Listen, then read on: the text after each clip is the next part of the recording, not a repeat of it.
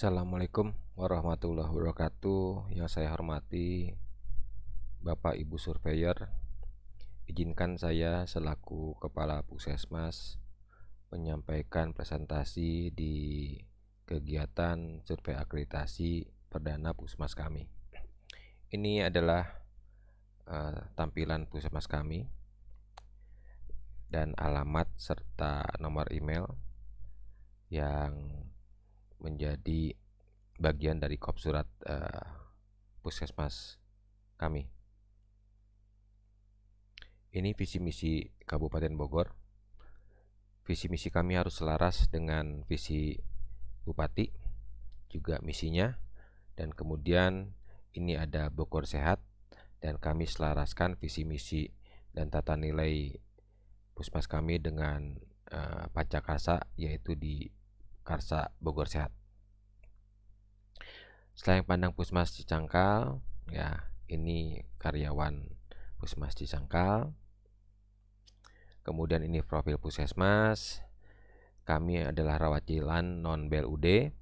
Kemudian Puskesmas kami ada di dataran rendah dengan posisi 86 meter di atas permukaan laut. Kemudian sio kami masih hidup dan sampai dengan tahun 2024.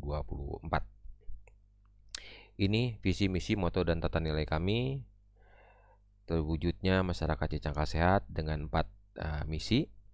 Kemudian moto kami adalah kesehatan Anda adalah prioritas kami. Jadi ketika Bapak Ibu Surveyor datang ke Puskesmas, insya Allah kami prioritaskan kesehatan Bapak dan Ibu.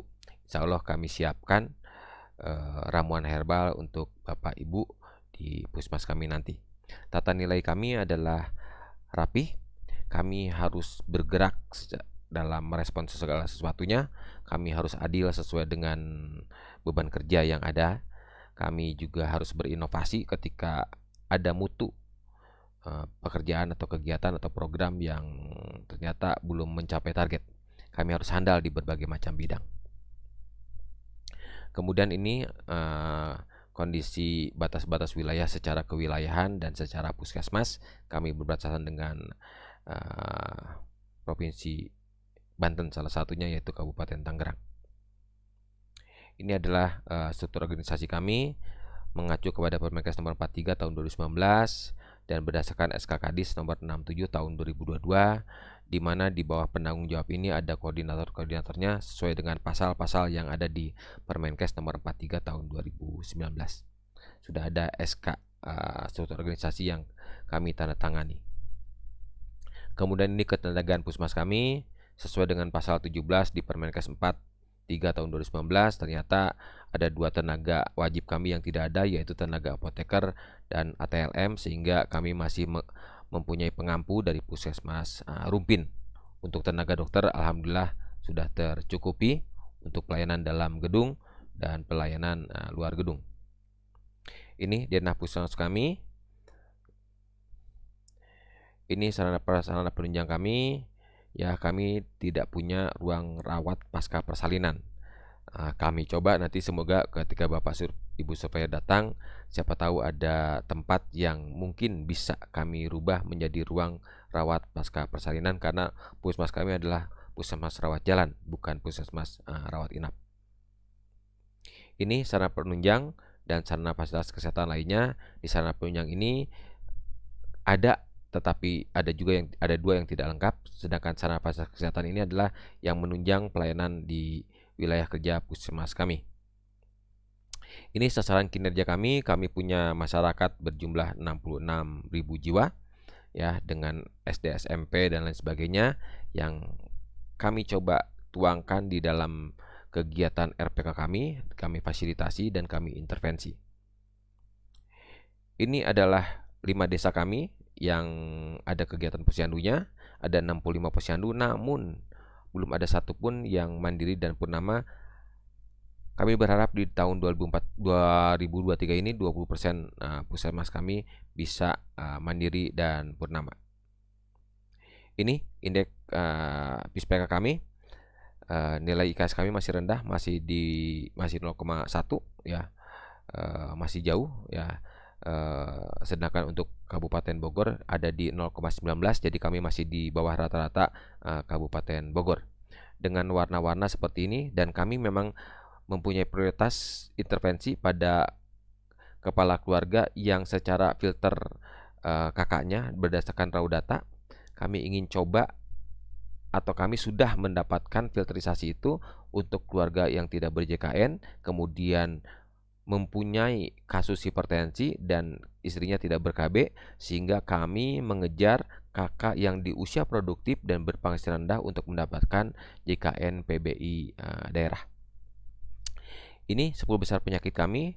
Di 10 besar penyakit kami terlihat bahwa ada SPM hipertensi dan ada SPM kehamilan normal yang masuk di 10 besar penyakit yang harus kami lakukan kegiatannya.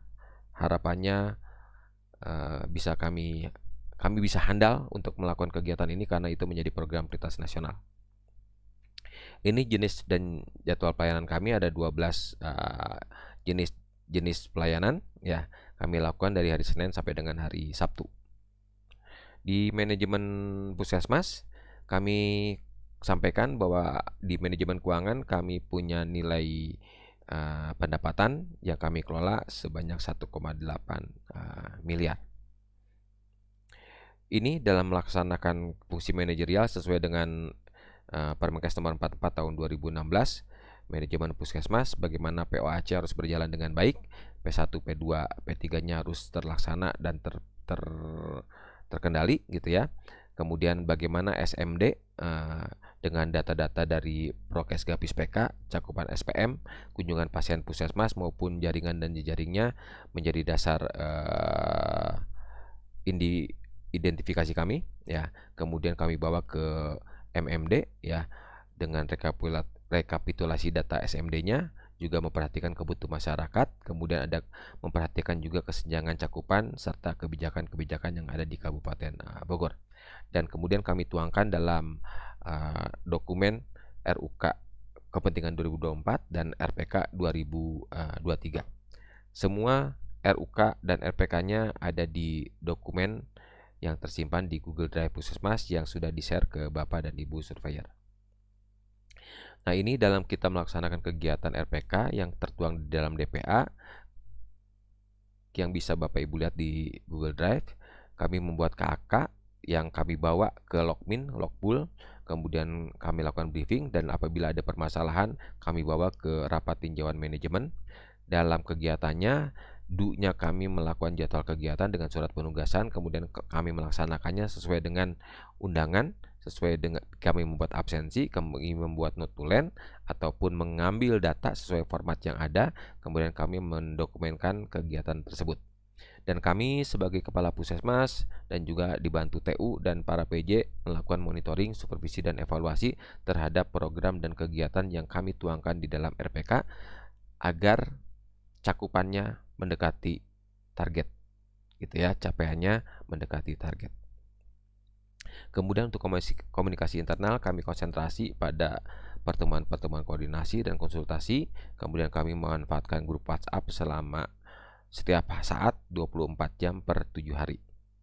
Dan apabila ada permasalahan, kami lakukan audit internal dan dilakukan supervisi oleh kami, dan apabila perlu ditindaklanjuti, kami ditindaklanjuti dalam rapat tinjauan manajemen.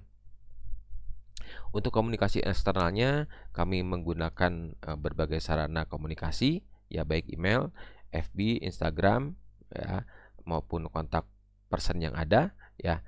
Kemudian kami lakukan juga di Logmin, Insect atau pertemuan lainnya, dan kami pun mempunyai Google View yang ketika diklik Puskesmas Cicangkal maka akan keluar posisi dan rute Puskesmas Cicangkal, serta bisa memberikan ulasan di Google View tersebut.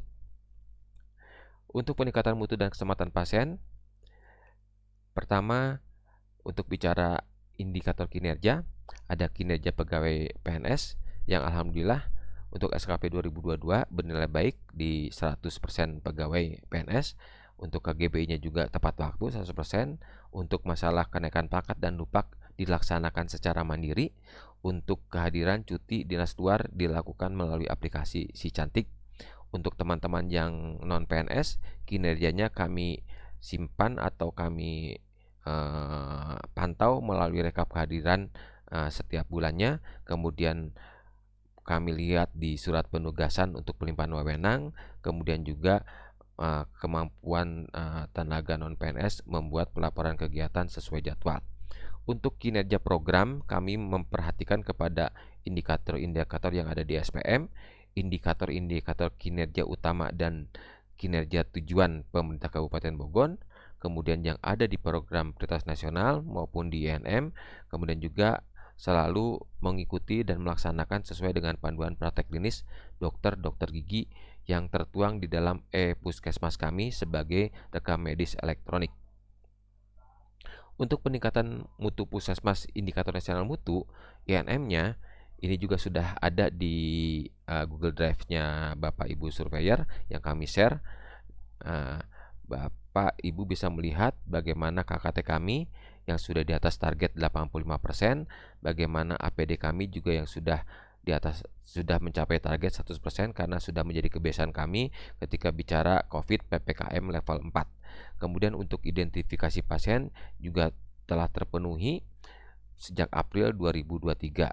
Yang bermasalah adalah yang ANC, kami masih di bawah standar karena terjadinya perubahan dari K1 ke 6, di dalamnya ada pemeriksaan oleh dokter di 2 kunjungan. Kemudian untuk TBSO juga sudah di atas target 90% secara retrospektif data TBSO sembuh dan lengkap. Kemudian untuk puasan pelanggan juga sudah di atas 76,61 yang kami lakukan terhadap 400 responden pada akhir Juni 2023. Untuk indikator mutu prioritas kami melakukan kegiatan di pelayanan manajemen ya, kemudian di UKPP dan juga di UKM.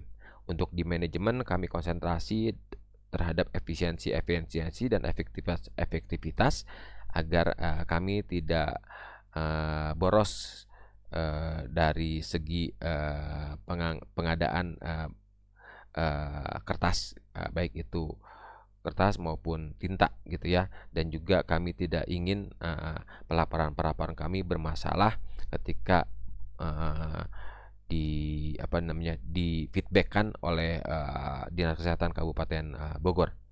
Kemudian untuk UKPP-nya kami konsentrasi kepada anamnesa dokter yang harus dilakukan oleh teman-teman dokter sejak awal datang, yaitu di 0745. Kemudian juga identifikasi pasien harus terverifikasi. Kemudian kami juga mengejar bagaimana bidan puskesmas melakukan SBAR TBAK kepada dokter. Kemudian juga yang paling utama yang kami sikapi dalam USG adalah efektivitas pemeriksaan gula darah pada grup Prolanis yang targetnya harapannya bisa 100% jumlah peserta Prolanis.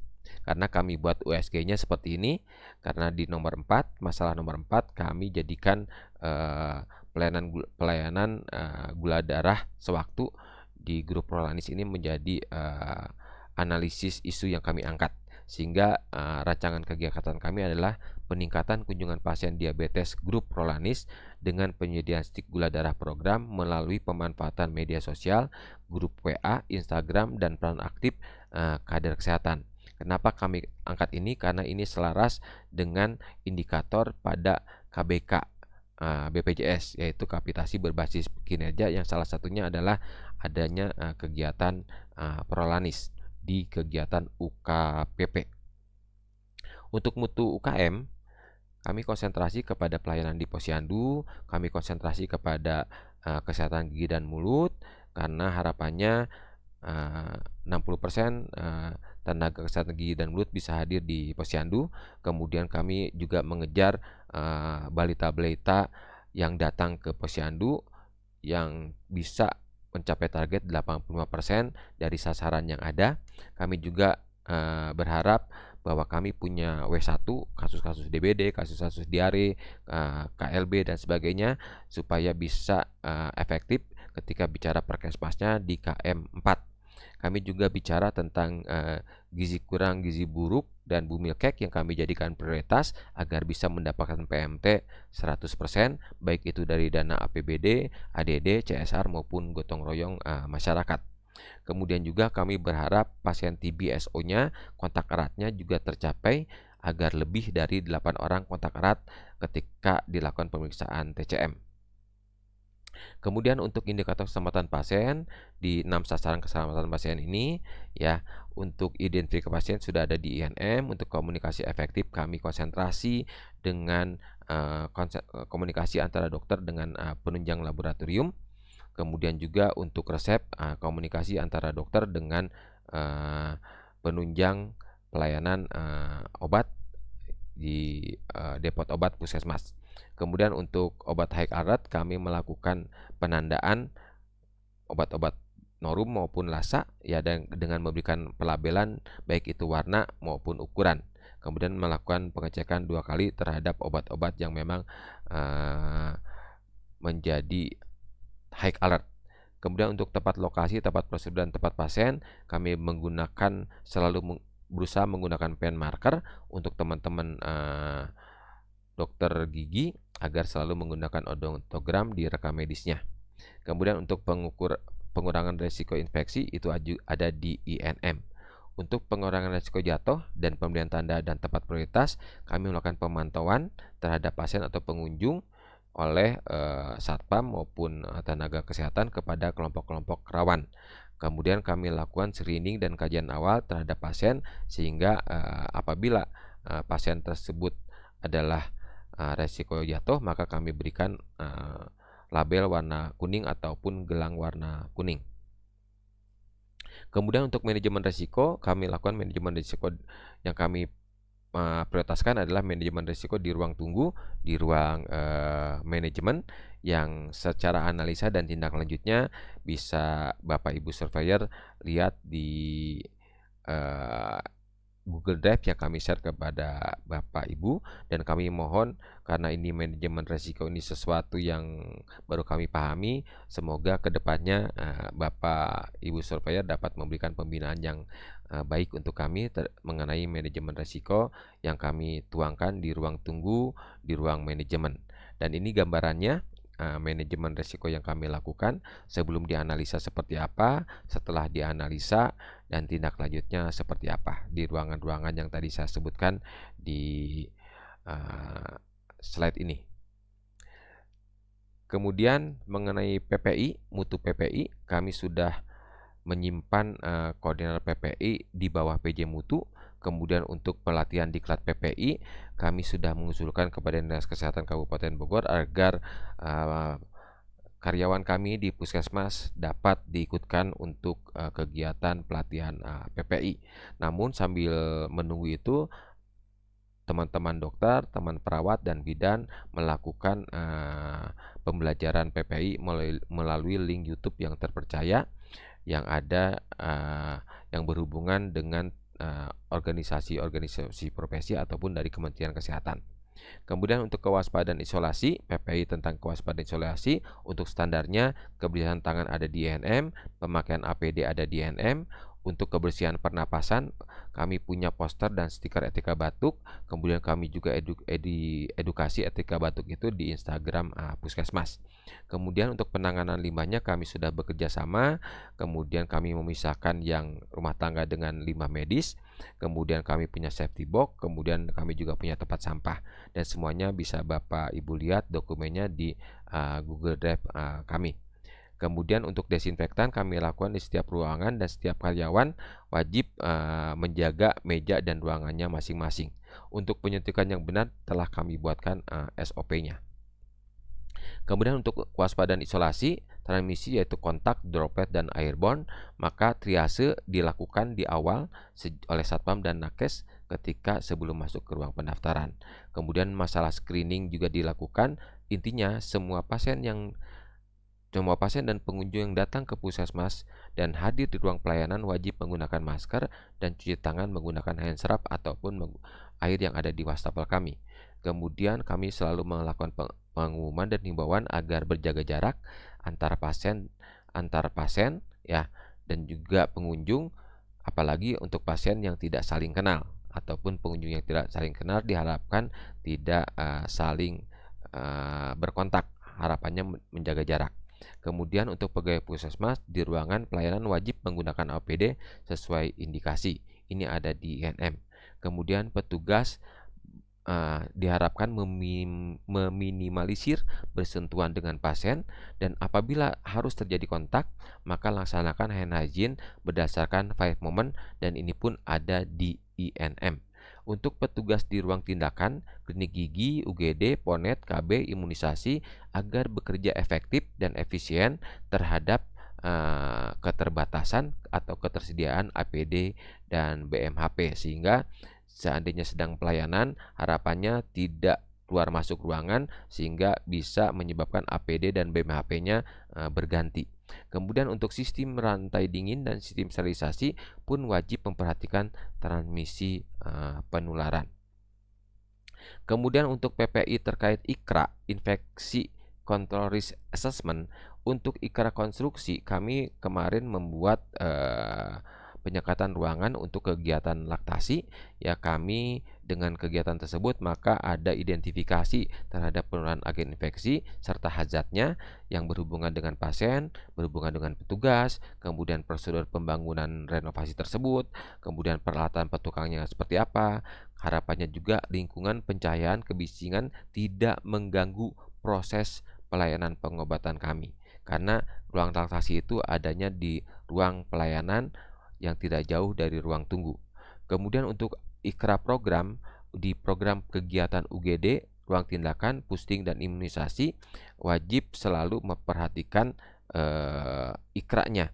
Ya, harapannya desinfektan selalu berjalan, APD selalu diganti, dan BMHP itu juga sesuai dengan kondisi di lapangan. Baik, begitu pula untuk pelayanan kesehatan lingkungan dan kejadian bencana yang memang harus disikapi ketika terkait dengan IKRA-nya.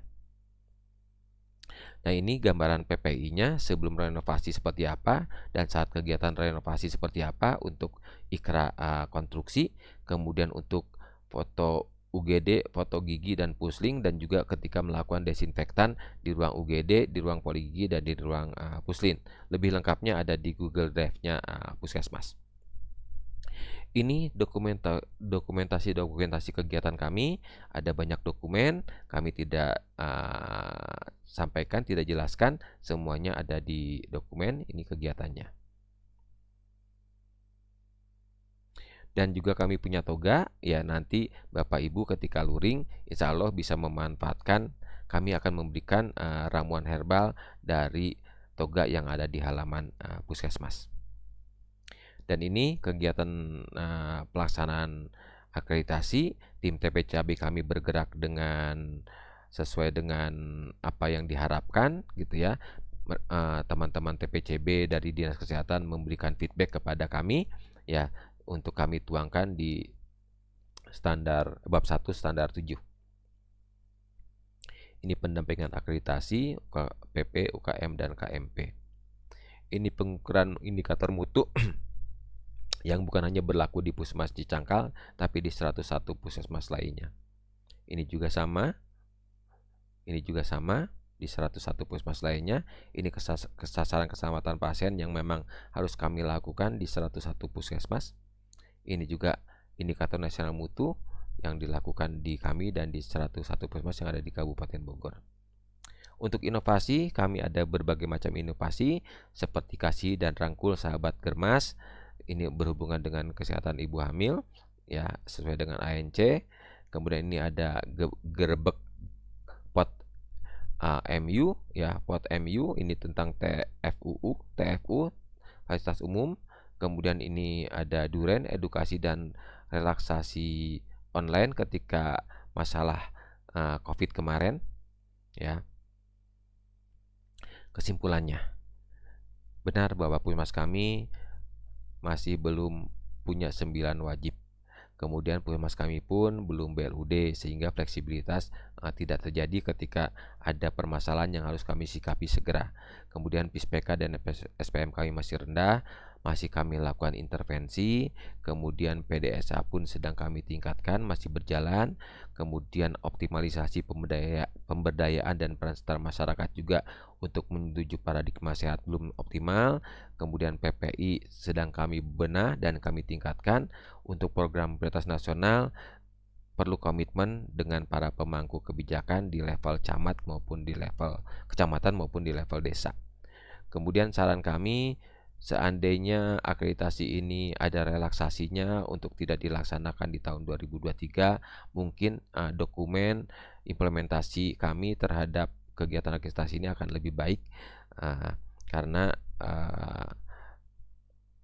berbagai macam kebijakan itu baru munculnya di tahun 2023. Jadi sebetulnya kami perlu sosialisasi dan implementasi pemahaman. Kemudian untuk Dinas Kesehatan mohon agar pembinaan terkait kebijakan program dilakukan secara berkala. Untuk LPA, mudah-mudahan kami dapat masukan pada saat saat akreditasi dan pasca akreditasi, karena akreditasi adalah suatu pembinaan, pembelajaran yang menyenangkan dan memotivasi. Itu mungkin yang bisa saya sampaikan kepada Bapak Ibu Surveyor. Terima kasih. Hatur nuhun. Together we have, together we can. Assalamualaikum warahmatullahi wabarakatuh.